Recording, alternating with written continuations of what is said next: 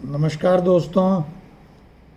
तो सबसे बड़ी खबर तो ये है कि राजस्थान हाई कोर्ट में कल राजस्थान सरकार, भजनलाल जी की सरकार ने लिखित में दिया है कि सब इंस्पेक्टर भर्ती परीक्षा हम रद्द नहीं करना चाहते हैं।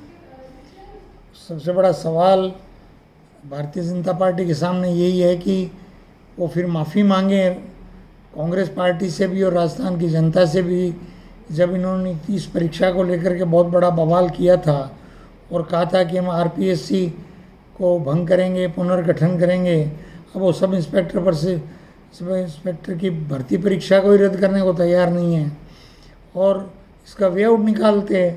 कहते हैं कि हम जिनको हम मानते हैं कि ये फर्जी नहीं है, उनकी परीक्षा साइलेंटली दोबारा ले सकते थे और फिर कोई रास्ता निकालते। लेकिन अब ये बेशर्मी की हद है इनकी। दूसरी बड़ी खबर है कि बाड़मेर इंडो पाक बॉर्डर पे 420 करोड़ की हेरोइन जब्त हुई है, जिसका डीडवाना में जो विदेशी हथियार का जो गैंग पकड़ी गई है उससे भी लिंक है। और इतनी बड़ी हेरोइन की खेप पंजाब जाने वाली थी या राजस्थान में खर्च होने वाली थी या दिल्ली खर्च होने वाली थी, ये बड़ी चिंता का विषय है। और इस पर मैं समझता हूँ भारत सरकार और जो बॉर्डर्स की सरकारें हैं उनको बहुत चिंतित भी होना चाहिए और प्रदेश के युवाओं को बचाना है तो इस पर बहुत और ज़्यादा कड़े एक्शन लेने चाहिए। चीन, पाकिस्तान और बांग्लादेश जो हैं वो एक नया क्षेत्रीय संगठन बना रहे हैं। वो तो सामने नज़र आ ही रहा है। पिछले दिनों सचिन पायलट जी ने भी अपने लेख में लिखा था कि वो जो चिकन नेक है जो दार्जिलिंग से उधर जलपाईगुड़ी को जाती है, वो 30 किलोमीटर की छोटी सी है कि आगे जा कर के हमारे जो आसाम और मेघालय सारे प्रदेश आ जाते हैं, उनको जोड़ती है। वो उसको चिकन नेक कहते हैं। तो उससे थोड़ी सी दूर पर भी बांग्लादेश का एक हवाई अड्डा है जो निष्क्रिय पड़ा था, उसका ये विकास कर रहे हैं। तो चाइना अपना बेस वहाँ बनाना चाहता है और क्या करना चाहता है, ये बड़ा एक वैसा विषय है। भारत को भी स्ट्रेटजिक तरीके से अपनी बिसात बिछानी चाहिए। बिम्स्टेक के जो देश हैं उनके साथ सहयोग बढ़ाना चाहिए और इंटरनेशनल प्रेशर भी बढ़ाना चाहिए। और बांग्लादेश अगर हमारे हाथ से निकलता है तो ये हमारी एक रणनीतिक भूल होगी और भारत को इस पे गंभीरता से करना चाहिए। और ट्रंप का भी बांग्लादेश की नई सरकार को साइलेंट समर्थन है, उस पर भी भारत को अपनी एक कूटनीतिक पहल करनी चाहिए। सांख्यिकी विभाग जो है उसका जो ऑर्गेनाइजेशन है ISSO, उसने जो आंकड़े जारी किए हैं उसके अनुसार सोशल सिक्योरिटी का दायरा भारत में 22% से 64% हो गया है। ये बहुत चिंता है। इसका मतलब गरीबी बढ़ रही है। आप खुद कह रहे हो 80-90 करोड़ लोगों को हम मुफ्त में गेहूँ दे रहे हैं, चावल दे रहे हैं, तो फिर आपका डेवलपमेंट गया कहाँ? आपकी GDP और ग्रोथ जो है वो तो फिर इसका मतलब अमीरों के और एक सीमित 1000 लाख लोगों के हाथ में जा रहा है। विनिर्माण की जो वार्षिक दर है वो भी 1% कम हो गई है। प्रति व्यक्ति GDP जो है उसकी वृद्धि भी 6.6% से घटकर 5.5% हो गई है। तो प्रति व्यक्ति GDP कम होना भी एक चिंता का विषय है। फिर GDP की जो ग्रोथ है वो भी आप फिक्टिशियस और एक तरह से अशुद्ध है। प्रवासी भारतीयों ने 11.6 लाख करोड़ रुपए पिछले एक साल में भारत में भेजे हैं। हालांकि तेल की कीमतें कम होने से अरब से पैसा कम आ रहा है, पर ये जो इतने भारतीय बाहर गए हुए हैं ये निश्चित रूप से हमारी जो शिक्षा यहाँ पर हमने IIT IIM से जो गए हैं, IT से गए हैं और दूसरे क्षेत्रों में जो गए हैं और जो श्रमिक भी गए हैं, प्रोफेसर भी गए होंगे, तो ये भारत की एक ताकत को दर्शाता है। आगामी विधानसभा चुनाव जो गुजरात, पंजाब, बंगाल, केरल, आसाम में अलग अलग 26 और 27 में होने वाले हैं, उसमें नीरजा चौधरी बहुत वरिष्ठ वयोवृद्ध पत्रकार हैं। उन्होंने लिखा है कि इन चुनावों की बिसात बिहार तो इसी साल है, उसकी बिसात बिछ गई है। तो उन्होंने अपना विश्लेषण किया है।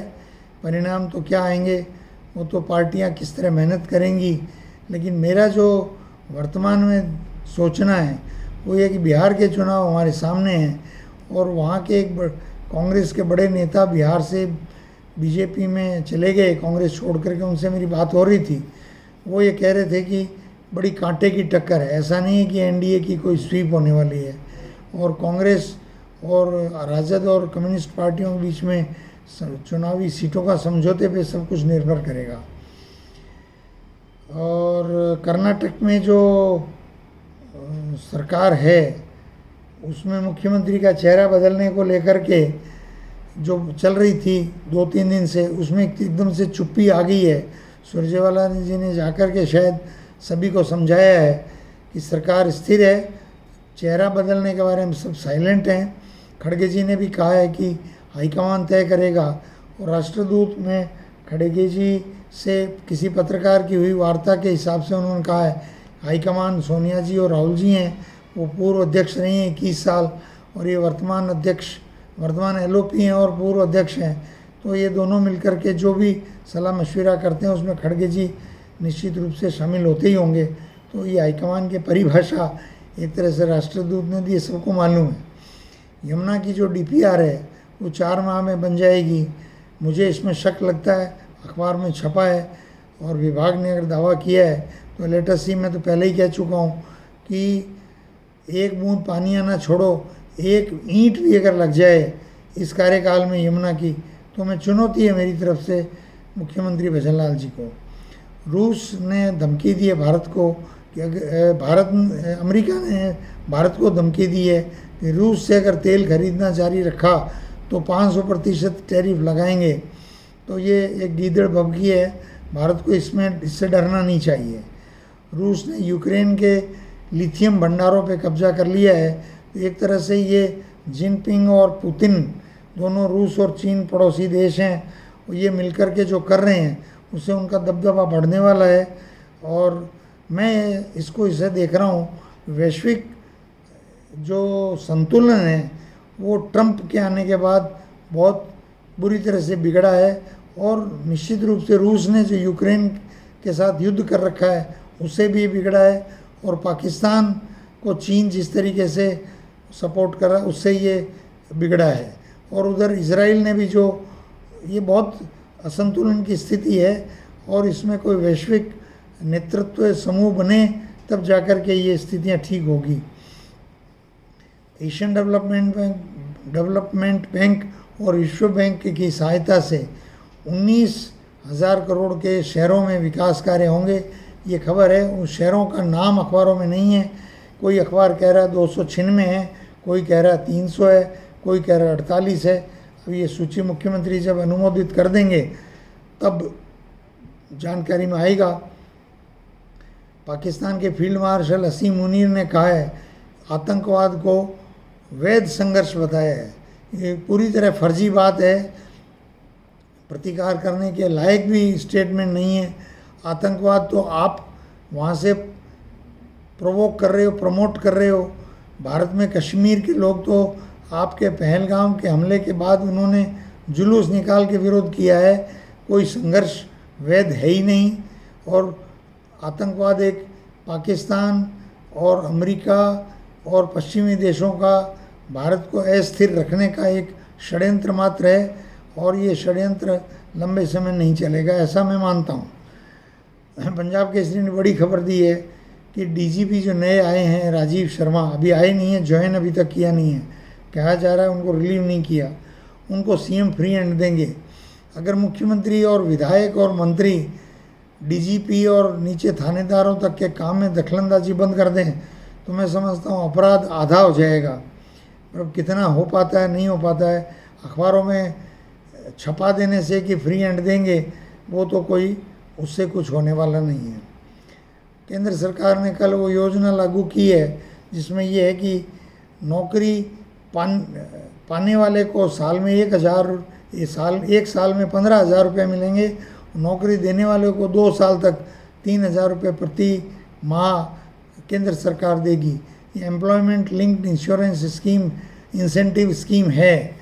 तो अब ये इसका मतलब नौकरियां हैं नहीं, तो नौकरियां नहीं हैं, उसको बढ़ाने के लिए, उत्साहित करने के लिए, प्रोत्साहित करने के लिए सरकार को मजबूर होना पड़ रहा है।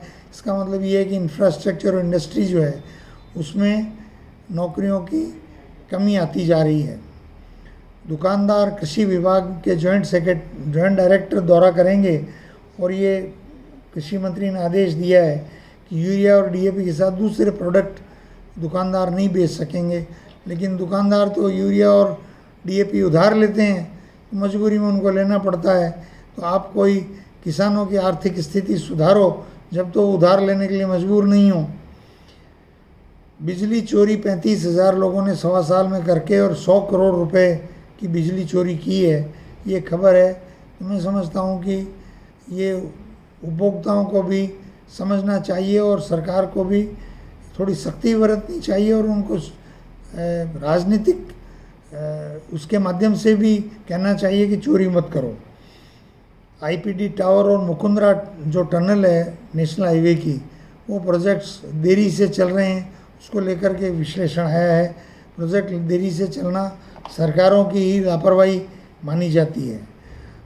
पाकिस्तान यूएनएससी का टेम्परेरी सदस्य है, वो अभी बाई रोटेशन अध्यक्ष बना है। भारत ने करारा प्रहार किया है कि आतंकवाद को बढ़ावा देने वाला देश जो है यूएनएससी में क्या चर्चा करेगा, क्या उसका अर्थ है, औचित्य है। हर भारतीय पर पिछले साल की तुलना में 23% बढ़ कर के 4.8 लाख कर्ज हो गया है। भारत कर्ज के उसमें बहुत तेज डूब चुका है और मोदी जी से संभल नहीं रहा है। 4 दिन हड़ताल करेंगे व्यापारी 247 मंडियों में। उनकी अलग अलग मंडियों को लेकर अलग अलग मांगे हैं। सरकार को समय रहते इस पर विचार करना चाहिए। राहुल गांधी जी ने जीएसटी के बारे में बड़ा स्टेटमेंट दिया है और कहा है कि इसको आर्थिक अन्याय का हथियार बना लिया है मोदी सरकार ने। तो राहुल जी तो जब जीएसटी लागू हुई थी तभी राहुल जी ने कह दिया था कि ये गब्बर सिंह टैक्स है। अब तक 2 दर्जन से ज़्यादा संशोधन हो चुके हैं और कितनी बार दरों का संशोधन हो गया है।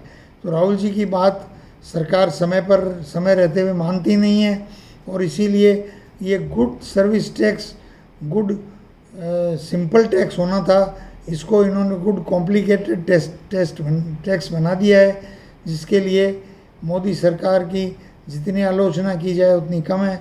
एमएसएमई को इसने बर्बाद कर दिया है। राहुल जी समय रहते चेताते हैं लेकिन ये चेतते नहीं हैं।